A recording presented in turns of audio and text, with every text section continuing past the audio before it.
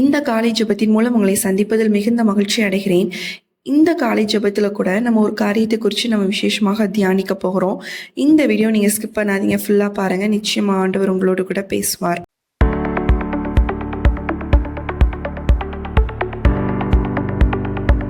நம்ம வாழ்க்கையில் நம்மளை அறியாமே நமக்குள்ளாக சில பொக்கிஷங்கள் வைக்கப்படும். அதை நம்ம பெருசாக வேல்யூ பண்ணுறது கிடையாது. இதெல்லாம் ஒரு விஷயமா, இதனால் என்ன நடக்க போகுது அப்படின்னு சொல்லி நம்ம அதுக்கு இம்பார்ட்டன்ஸ் கொடுக்காம அதை அப்படி நம்ம சாதாரணமாக விட்டுற நபராக காணப்படுவோம். பட் இந்த விஷயம் உங்களுக்குள்ளாக இருக்கும் பொழுது உங்களுடைய வாழ்க்கையை மாற்றுது. உங்களுடைய வாழ்க்கை ஒரு வனாந்திரம் போல இருந்தாலும் அது ஆசீர்வாதமாக மாற்றக்கூடிய ஒரு வல்லமை படைத்தது தான் அந்த பொக்கிஷம். நம்ம ஒரு வசனம் வாசிக்கலாம். எபிரேயர் 11ஆம் அதிகாரம் 1ஆம் வசனத்திலிருந்து 3ஆம் வசனம் வரை நம்ம வாசிக்கலாம். விசுவாசமானது நம்பப்படுகிறவைகளின் உறுதியும் காணப்படாதவைகளின் நிச்சயமாய் இருக்கிறது. அதனாலே முன்னோர்கள் நற்சாட்சி பெற்றார்கள். விசுவாசத்தினாலே நாம் உலகங்கள் தேவனுடைய வார்த்தையினால் உண்டாக்கப்பட்டதென்றும் இவ்விதமாய் காணப்படுகிறவைகள் தோன்றப்படுகிறவைகளால் உண்டாகவில்லை என்றும் அறிந்திருக்கிறோம் அப்படின்னு சொல்லி நம்ம இங்க பார்க்கிறோம்.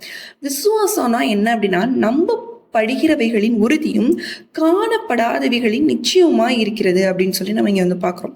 நம்ம வாழ்க்கையில ஒரு சூழ்நிலை பார்த்துக்கோங்க. அது ஒரு ஃபினான்ஷியலா இருக்கலாம், இல்ல ஒரு சுகத்தை குறிச்ச ஒரு விஷயமா இருக்கலாம், இல்ல ஒரு பார்ட்னரை திருமண காரியத்தை குறித்து ஒரு விஷயமா இருக்கலாம். அது தடைப்பட்டு கொண்டே இருக்குது, ஒரு மனாந்திரமாக தான் என்னோட லைஃப் இருக்குது அப்படின்னு நீங்கள் எடுத்துட்டு இருக்கீங்க அப்படின்னா, உங்களுக்குள்ளாக ஆன ஒரு விசுவாசம் இருக்கும். என்னோட லைஃப் இந்த வருடத்தில் மாறும், இந்த மாதத்தில் தான் இந்த போராட்டம் முடிஞ்சிரும், இனிமேல் என் லைஃப் நல்லா மாறும், ஆண்டவர் கொடுத்த வாக்குத்தத்தங்கள் என்னோட லைஃப்பில் ஏறாலும் அந்த வாக்குத்தத்தங்கள் ஒவ்வொன்றும் என்னுடைய வாழ்க்கையில் நிறைவேற ஆரம்பிக்கும் இப்படின்னு சொல்லி உங்களுக்குள்ளாக ஒரு சவுண்டு வந்துட்டே இருக்கு அப்படின்னா, இந்த சவுண்டு தான் உங்களுக்கு விசுவாசத்தை குறிக்குது அப்படின்னு சொல்லி நம்ம பார்க்கலாம். இது தேவன் உங்களுக்குள்ளாக வைக்கப்பட்ட ஒரு பொக்கிஷமாக காணப்படுது. இந்த விசுவாசத்தை நீங்க இந்த சவுண்டை கேட்கும் பொழுது என்ன ஆவீங்க? ஆமா, நிச்சயமா என் ஆண்டவர் இந்த சூழ்நிலை மாற்றுவாரு, என் வாழ்க்கை இன்னும் அழகாக மாறும். இப்ப இருக்கிற பாடு ஒரு பெர்மனன்ட் கிடையாது, ஒரு டெம்பரரியான விஷயம். நான் இதை மட்டும் கடந்து போயிட்டேன்னா ஆண்டவர் கொடுத்த வாக்குத்தத்தத்தை நான் சுதந்திரித்து கொள்ள போறேன், இது எனக்கான வார்த்தை தான் அப்படின்னு சொல்லி இந்த விசுவாசம் என்னன்னா உங்களோட மைண்டை சேஞ்ச் பண்ண ஆரம்பிக்கும். இந்த மாதிரி உங்களுக்கு சூழ்நிலை நீங்க போயிருக்கீங்க அப்படின்னா நிச்சயமா சொல்லுவேன், ஆண்டவர் உங்களுக்குள்ளாக விசுவாசம் அப்படிங்கிற பொக்கிஷத்தை ஆண்டவர் வைத்திருக்கிறார். கவனிங்க, உலகம் ஆண்டவர் உருவாக்கும் பொழுது அது வெறுமையாக காணப்பட்டது. ஆனா அவருடைய வார்த்தை கடந்து வரும் பொழுது அது என்னப்பட்டது? அழகாகப்பட்டது. அந்த வெறுமை எல்லாவற்றையும் ஆண்டவர் நிறைவாக மாற்றினார். அப்படித்தானே? அதே மாதிரிதான் ஆண்டவர் உங்களுக்கு கொடுத்த ஒவ்வொரு வாக்குத்தத்தமும் நிறைவாக மாறும்.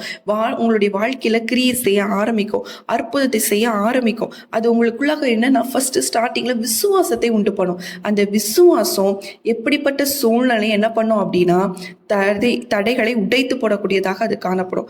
ஆண்டவர் பாருங்க, சீஷர்கள்லாம் பார்த்து ஏன் பயப்படுறீங்க, ஏன் அற்ப விசுவாசிகளை அப்படின்னு சொல்லி சொல்லுவாரு. விசுவாசமா இருங்கள் தான் ஆண்டவர் சொல்லுவார். ஸோ விசுவாசம் அப்படிங்கிறது நம்மளுடைய லைஃப்ல ரொம்ப ரொம்ப முக்கியமான ஒரு விஷயமாக காணப்படுது. விசுவாசமான பிள்ளைகளை தான் ஆண்டவருக்கு பிடிக்கும். பயப்படுற பிள்ளைகளோ, விசுவாசம் இல்லாத அவிவிசுவாசிகளோ தேவனுக்கு பிடிக்காது.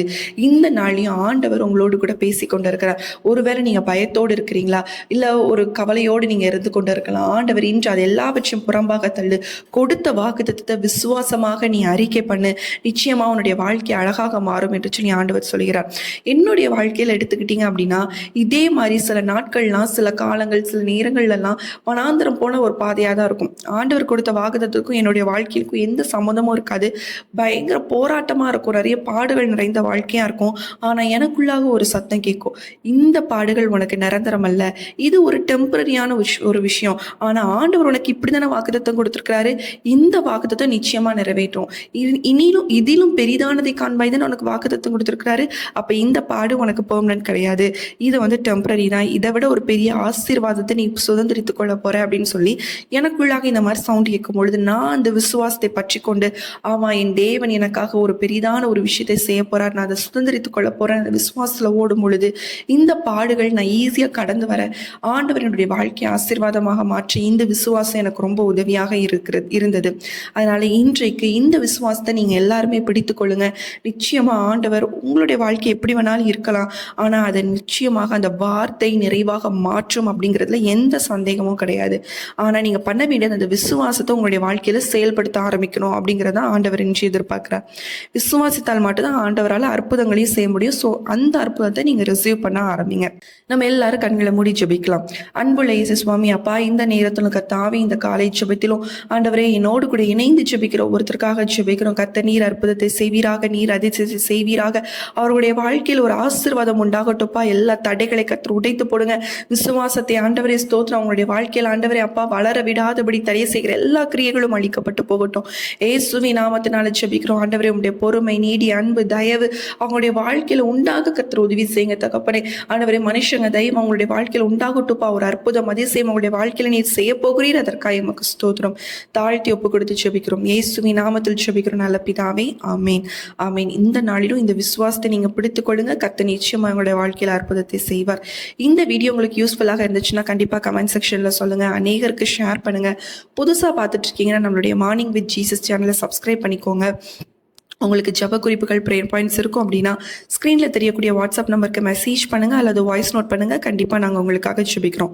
மீண்டும் உங்களை அடுத்த ஒரு ப்ரேயர் வீடியோவில் சந்திக்கிறேன். கர்த்தர் உங்களை ஆசீர்வதிப்பாராக. ஆமேன்.